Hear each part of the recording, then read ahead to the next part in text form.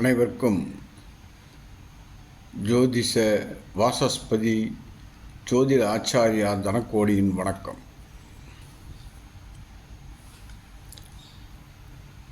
நாம் பேசிக்கொண்டிருக்கும் ஜோதிட வரிசையில் இன்று ஒரு புது தகவலை பார்ப்போம். சூட்சமம். எப்போதும் நம்மில் சிலர்தான் லக்ன புள்ளியை பற்றி பேசுகிறார்கள். எல்லோரும் பேசுவதில்லை.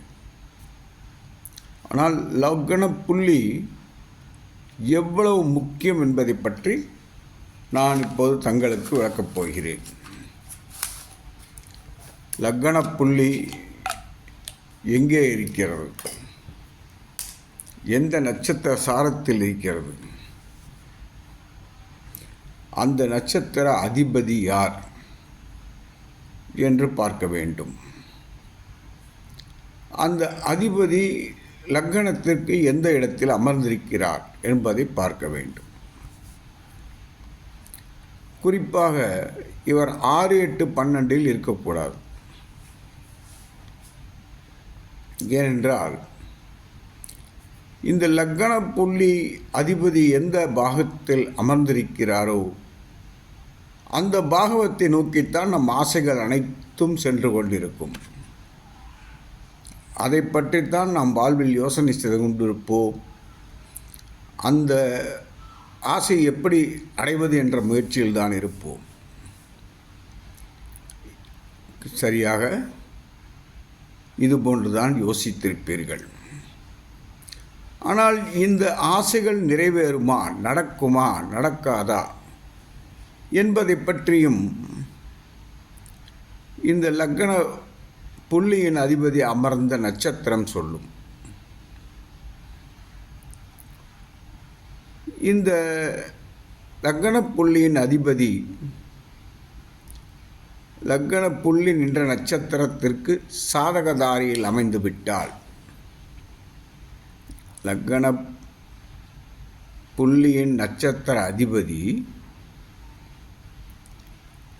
அமரும் இடம் எந்த நட்சத்திரமோ அந்த நட்சத்திரம் இந்த லக்ன புள்ளி அமர்ந்த நட்சத்திரத்திற்கு சாதகதாரையில் அமைய வேண்டும். 2, 4, 6, 8 என்று. அப்படி அமைந்துவிட்டால் இவர் வாழ்க்கையில் நல்ல நிலைக்கு வரும் வாய்ப்புண்டு.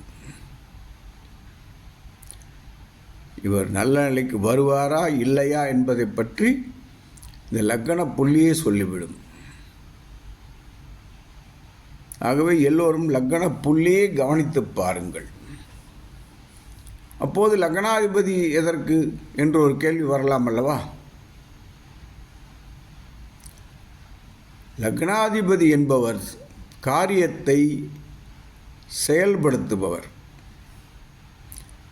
லக்ன புள்ளியின் ஆசை என்னவோ அந்த ஆசையை செயல்படுத்துபவர் லக்னாதிபதி. அவர்தான் வேலை செய்வார். லக்ன புள்ளி என்பவர் முதலாளி. லக்னாதிபதி என்பவர் அவருக்கு அடிமைப்பட்டவர், வேலை செய்ய கடமைப்பட்டவர். அப்போது இந்த லக்னாதிபதிக்கும் அந்த லக்ன புள்ளி நின்ற நட்சத்திர அதிபதிக்கு யார் சாதகதாரியில் வருகிறார்களோ அவர்களும் லக்னாதிபதிக்கும் சாதகதாரியில் அமைந்துவிட்டால் இந்த ஜாதகரின் முன்னேற்றம் அற்புதமாக இருக்கும். அதுவே லக்னாதிபதி லக்ன புள்ளியின் வேதகன் வீட்டில் அமர்ந்து விட்டால் இந்த லக்னம் என்ன செய்ய வேண்டுமோ அதை செய்ய முடியாமல் தவிக்கும். அந்த பலன்கள் இந்த ஜாதகருக்கு கிடைக்காமலே போய்விடும்.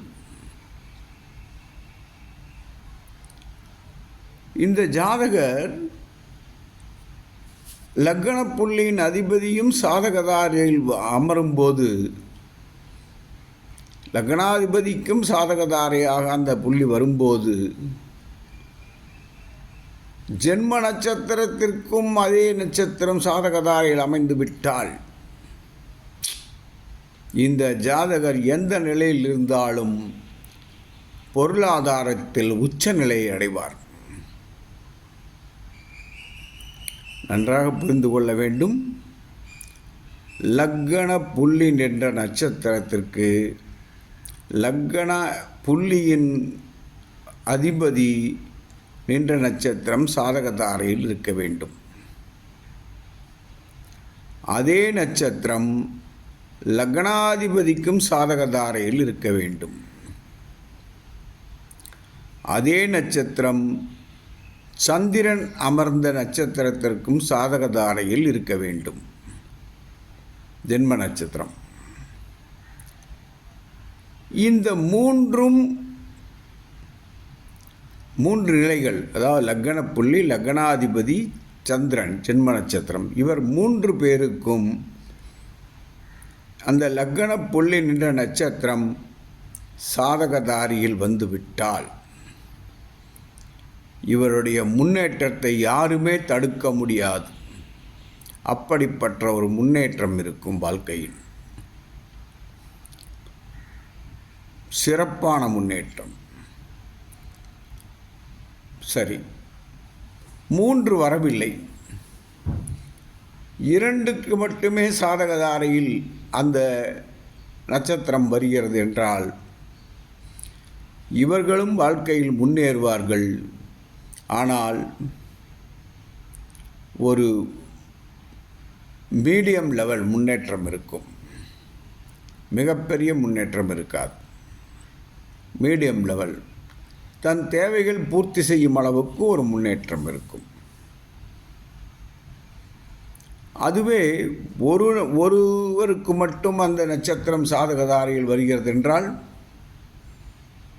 இவர்கள் முன்னேறுவார்கள். ஆனால் தேவைக்கு மட்டுமே பணம் கிடைக்கும், சேமிக்க முடியாது. அப்படியே வாழ்க்கையை தள்ளி கொண்டு செல்வார்கள் கஷ்டமில்லாமல். ஒரு சாதாரண நிலையில் இருந்தாலும் மன நிம்மதி இருக்கும்.